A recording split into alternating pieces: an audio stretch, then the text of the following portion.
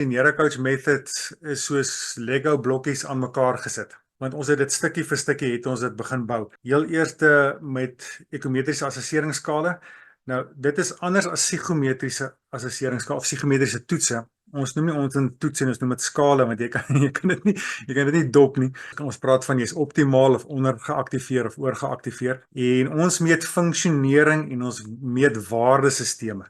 En soos ek gesê het, die rede vir dit is, ek wil vinnig agter kan kom, wat is die wortel, waarmee sukkel jy, waar moet ons begin werk? So, dit is ons eerste boublok gewees. Van ons assesseringsskala, as jy nou op die assesseringsentrum gaan en jy registreer jou kliënt, dan lyk van dit so. Ek het sommer so 'n paar screenshots gevat.